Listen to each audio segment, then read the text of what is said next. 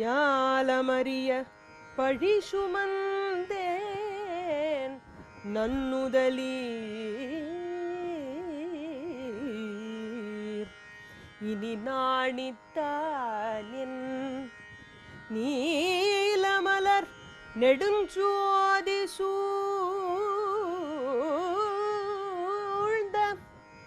நீண்ட முகில் வண்ணன் கண்ணன் கொண்ட கோலவளையோடுமாமை கொள்வான்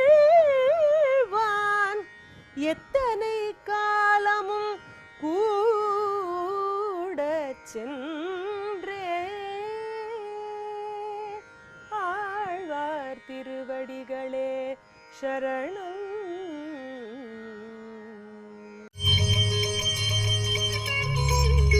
భక్తామృతం విశ్వజనానుమోదనం సర్వార్ధదం శ్రీశఠకోపవాङ्మయం సహస్రశాఖోపనిషత్సమాగమం నమామ్యహం ద్రావిడవేదసాగరం.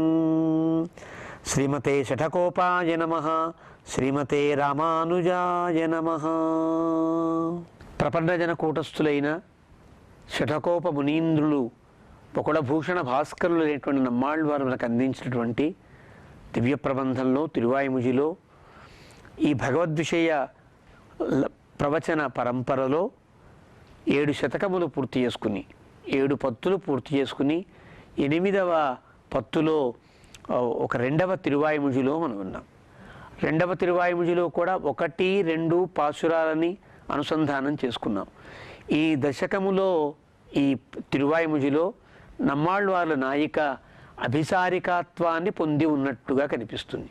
అభిసారిక అంటే కామం, కామార్త, అభిసరేత్, కామం సారయేద్వా అభిసారిక అని లక్షణం కదా. అంటే భగవంతుడు ఎప్పుడెప్పుడు వస్తాడా అని ఎదురు చూచి సాంకేతిక స్థలంలో చెప్పిన సమయంలో రాకపోతే ఆ భగవంతునే వెతుక్కుంటూ తాను బయలుదేరేటువంటి స్థితి నమ్మాళ్ళవార్ల నాయిక ఈనాడు అనుభవిస్తోంది. అలాంటి నాయిక అనుభవిస్తూ మొదటి పాసురంలోనే తను చెప్పింది, ఇలాగా నా యొక్క వైవర్ణ్యం అంతా చెప్పి చెలికత్తెలందరితో అలాంటి క్రూరదృష్టి కలిగిన గరుత్మంతుని ఎక్కి అధిరోగించే శ్రీ వెంకటాచల విభుని నేను సేవించాలి, కాబట్టి ఆయన దగ్గరికి వెళతా, ఆయన్ని కలుస్తా, ఆయన పొందును పొందుతాను అంటూ తాను బయలుదేరింది. అలాంటి బయలుదేరినటువంటి ఆ నాయికను ఆపే ప్రయత్నము చేస్తారు కదా చెలికత్తెలు. మర్మసఖులైన వారే అయినా సుఖము దుఃఖము సమానంగా పంచుకునేటువంటి చక్కటి చెలికత్తెలైనప్పటికీ కూడా ఇలాంటి స్థితి ఒక రకమైనటువంటి ఒక తక్కువదనాన్ని కలిగిస్తుంది అని వాడు చెబితే వాళ్ళకి సమాధానం చెప్పింది. మీతో చెప్పలేకపోతున్నా, ఆయన లేనిదే నేను ఉండలేను, మీరే సుఖంగా ఉన్నారు, చేతి నిండా గాజులు ధరించి ఉన్నారు అంటే అర్థం మీ ప్రియులతో లేదా మీ భర్తలతో సుఖముగా మీరున్నారు. నా భర్త దూరం అయ్యాడు, నా ప్రియుడు దూరం అయ్యాడు, నా నాథుడు నా ప్రాణనాథుడు దూరంగా ఉండి నా సంగతి పట్టించుకోనప్పుడు, నా సన్నిధికి రానప్పుడు, తన సన్నిధికి నన్ను చేర్చుకోనప్పుడు నాకు ఉండే విరహం ఇలా ఉంటుంది కదా అంటూ వారికి సమాధానం చెప్పినటువంటి నాయిక ఈరోజు 3వ పాశురంలో ఆ చెలికత్తెలు అన్నటువంటి మాటలకి తాను ప్రతిస్పందిస్తుంది. వారన్నారు, ఎంతకాలం ఇలాగా? కాలం అయిపోతోంది కదా, కాలం అయిపోతే ముసలితనం ఏర్పడుతుంది, తరువాత మరణము ఏర్పడుతుంది, తరువాత ఏం చేయగలుగుతావు? అంటే నీ ప్రయత్నం నువ్వు చేస్తున్నా పట్టించుకొని మాయదారి కదా నీ విభుడు అన్నట్లుగా వారు మాట్లాడితే వాళ్ళతో తన యొక్క స్పందనని తెలియజేస్తోంది. కాలమిళైకిల్ అనేటువంటి 3వ పాశురంలో పాశురాన్ని ముందుగా అనుసంధానం చేసుకుందాం. காலமிளைக்கிழல்லால் வினையேன்னான் இளைக்கின்னிலன் கண்டு கொண்மின் ஞாலமறியப்பயி சுமந்தேன் தன்னுதலீர் இனி நாணித்தானின் நீலமலர் நெடும் சோதி சூழ்ந்த நீண்ட முகில் வண்ணன் கண்ணன் கொண்ட கோலவளையொடு மாமை கொள்வான் எத்தனை காலமும் கூடச் சென்னே, ఎత్తనై కాలముం కూడా చెన్నే. ఎంతకాలం వెంబడిస్తున్నాను, ఎంతకాలం నుంచి ఆయన వెంటే పడుతున్నా, ఎంత వెంట పడినా నన్ను కరికరించడే ఆయన. సాధారణంగా ఇష్టపడే వ్యక్తులు ప్రియుడైనా ప్రేయసి అయినా ఆ ప్రియుడి చుట్టూ ప్రేయసు చుట్టూ తిరుగుతారు. ఎంతకాలం వెంబడించినా ప్రతిస్పందించకపోతే ఎలా అనేటువంటి ఒక బాధ, ఒక తీవ్రమైనటువంటి వేదన కలుగుతుంది. అలా ఎంతకాలము నుండి నేను ఆ భగవంతుని వెనకాల పడి, అయ్యో నన్ను రక్షించవా, అయ్యో నన్ను స్వీకరించవా, అయ్యో నీ కౌగిల్లో నన్ను చేర్చుకోవా, నీ యొక్క ఆనందాన్ని నాతో పాటు అనుభవించనీయవా అని ప్రార్థన చేస్తుంటే, ఎత్తనై కాలము కూడా చెన్నే, ఎంతకాలం నుంచి కూడా వెంబడిస్తూ ఉన్నాను. అయినా కాలం ఇళైక్కిలల్లాల్, మీరేమంటున్నారు? కాలం గడిచిపోతోంది కదా అంటున్నారు. ఎలా అయితే అయ్యవచ్చుగాక, కాలం వెనకడుగు వేస్తే వేయొచ్చుగాక, కాలం నాకంటే వెనకాల పోతే పోవచ్చుగాక. అంటే కాలం ఎంతైనా కాలానికి నేను లొంగేదాన్ని కాను, కాలాతీతుడైనటువంటి భగవంతుని ప్రేమిస్తున్నా కదా. ఇక్కడ నా కాలంతో నిమిత్తం లేదు. నా జీవి ఉన్నంతకాలము ఆ భగవంతుని యొక్క సంశ్లేషాన్ని కోరుతూనే ఉంటుంది అన్నట్లుగా వినయేన్నాన్, పాపిని నేనే, పాపం చేశాను కాబట్టే భగవంతుడు ఇంతకాలం కరుణించట్ల. నా పాపపు ప్రక్షాళన జరిగితే తప్ప, నా యొక్క దుష్కృతం అంతా తీరిపోతే తప్ప ఆయన కనికరించడు. దుష్కృతం తీరాలి అంటే ఆయన ఎందే సదా నిమగ్నమైన మనస్సు కలిగిన దానిని, మాటలు కలిగిన దానిని ఉంటే కదా ఆ సంకీర్తన వల్ల కొంతైనా పాపం పోతుంది. సాంకేత్యం పారిహాస్యంచ స్తోభం హేళనమేవ వా వైకుంఠనామగ్రహణం అశేషాఘ హరం విదుః అశేషాఘ వినాశనం అంటారు. సాంకేత్యం పారిహాస్యంచ, భగవంతుని నామాన్ని సంకేతపరముగా చెప్పిన, సంకేతపరం అంటే దేనికో వాళ్ళు కావాలని కాకుండా ఏదో పేరు పెట్టుకుంటే ఆ పేరు భగవన్నామం అయితే ఆ నామాన్ని పలికిన, అంటే భగవన్నామాన్ని పలకాలని అనుకోకపోయినా ఒక దుకాణం పేరు రామ ఏదో కిరాణా అనో, లేదో వెంకటేశ్వర కిరాణా అనే ఉంటే వెంకటేశ్వర అనే పదం పలికినప్పుడు కూడా అది సాంకేతికముగా భగవన్నామమై కరుణింపచేస్తుంది, పాపాలని పోగొడుతుంది. పారిహాస్యంచ, పరిహాసంగా అన్నప్పటికీ కూడా ఒక వ్యక్తికి ఏదో శ్రీనివాసుడని పేరు ఉంటే అతన్ని చీను అనో మరొక రకంగానే పిలిస్తే అది పారిహాస్యమే కదా. కానీ భగవంతుని నామం కావడం చేత అలా పారిహాస్యంగా పిలిచినా కూడా భగవన్నామం కరుణించినట్లుగా, ఆ పాపములన్నీ పోగొట్టినట్లుగానే సాంకేత్యం పారిహాస్యంచ స్తోభం. స్తోభం అంటే ఆ సమయానికి తగినటువంటి మాటలకి సంబంధించని పదములు. ఎవరో ఒక కష్టాన్ని చెప్పుకుంటే అయ్యో రామా ఇంత కష్టం కలిగిందా నీకు అంటాడు. అయ్యో రామా అంటే ఆ రామ అనే పదం స్తోభ అంట. దానికి అక్కడ అర్థం లేకపోయినా ఇతనికి కలిగిన బాధను చూచిని పలికిన పలుకు కావడం చేత అది స్తోభగా మారి అలా పలికినా భగవంతుని యొక్క దివ్యానుగ్రహం చేత పాపములన్నీ పోతాయే. అశేష అఘహరం విదుః, పాపములన్నీ పోతాయి కాబట్టి పాపినైన నేను వినయేన్, వెనుతీయను. వినయేన్నాన్, పాపినైన నేను ఇళైక్కిన్నిలన్, నేను వెనుదీయను.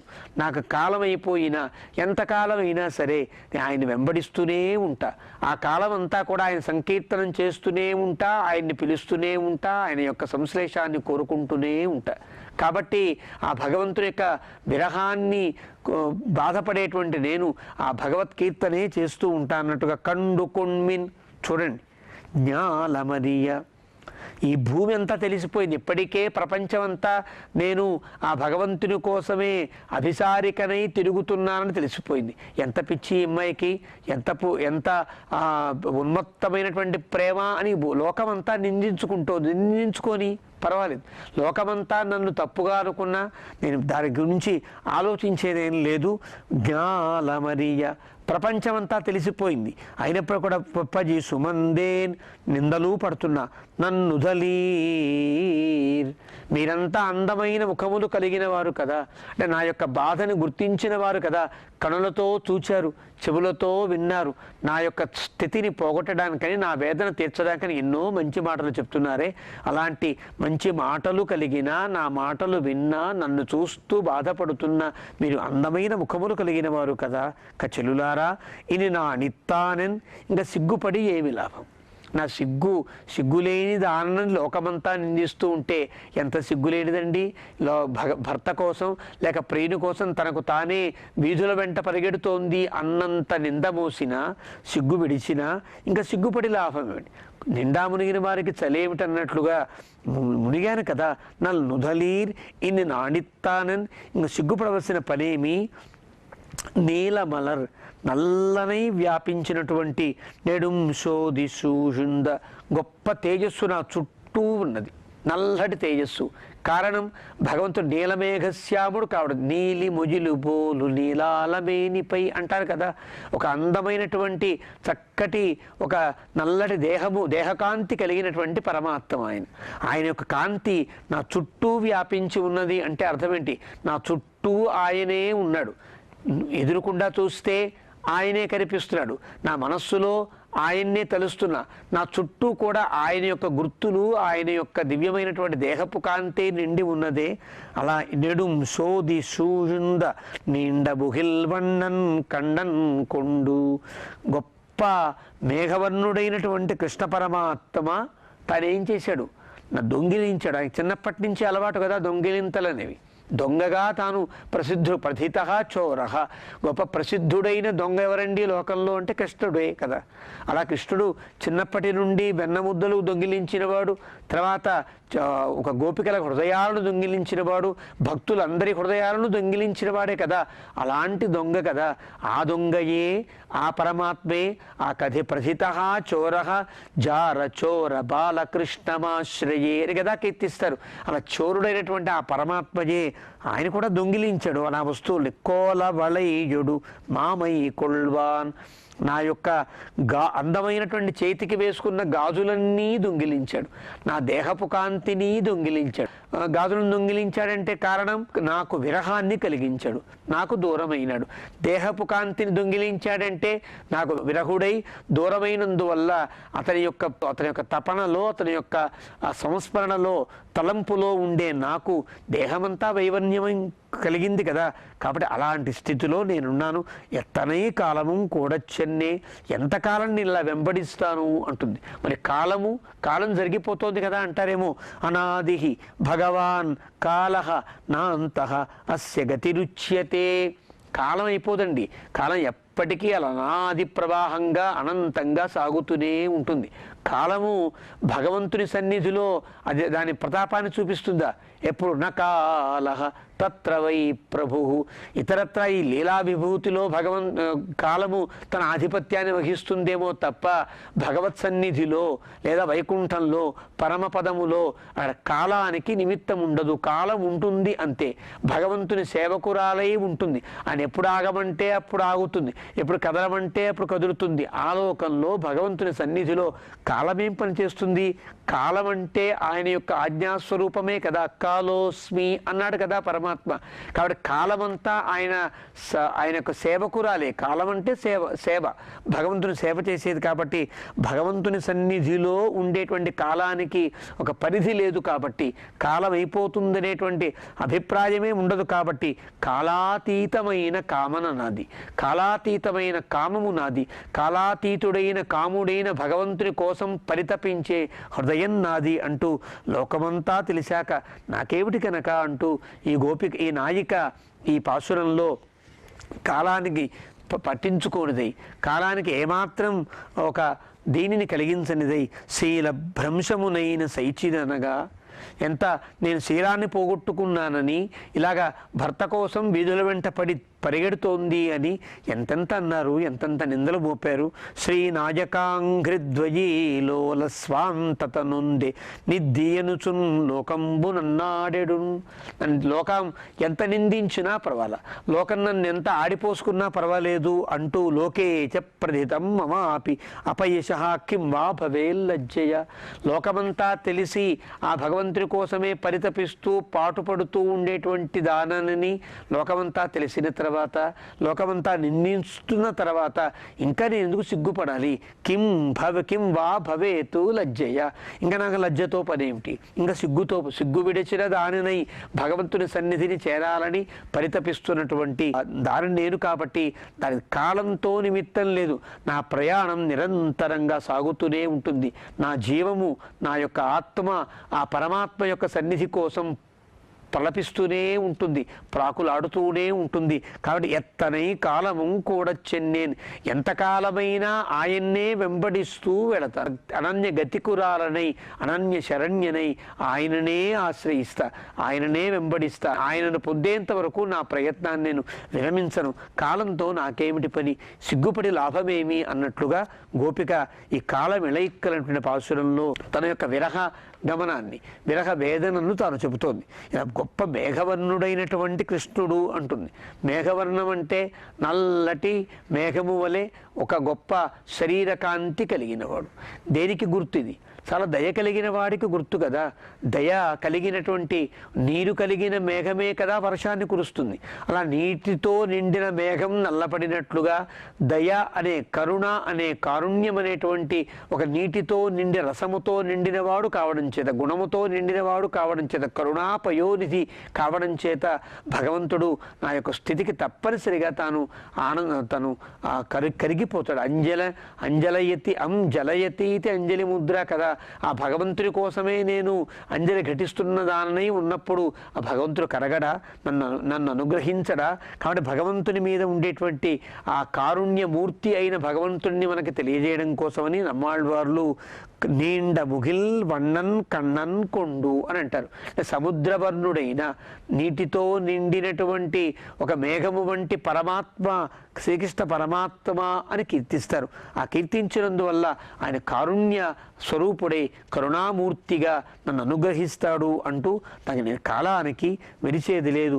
ఏదో పాపం చేసి ఉంటాను కాబట్టే ఇంతకాలము నా సన్నిధికి నన్ను ఆ భగవంతుడు తన యొక్క హక్కును చేర్చుకోవట్లేదని ఆ భగవంతుని యొక్క దీనికోసమని కాలానికి కూడా వెనుతీయకుండా, ఏమాత్రము లజ్జతో తను బాధపడకుండా, చెలుల యొక్క సన్నిధిలో తన బాధను వెళ్ళబోసుకుని ఈ నాయిక కాలం ఇళయిక్కినటువంటి పాశురంలో ఇంకా అభిసారికలా భగవంతుని చేరడానికి బయలుదేరినట్లుగా నమ్మాళ్వార్లు ఈ పాశురంలో అనుగ్రహించారు. ఆళ్వార్ తిరువడిగళే శరణం. காலமிழைக்கிழந்தால் வினையேன் நான் இழைக்கின்றிலன் கண்டு கொண்மின்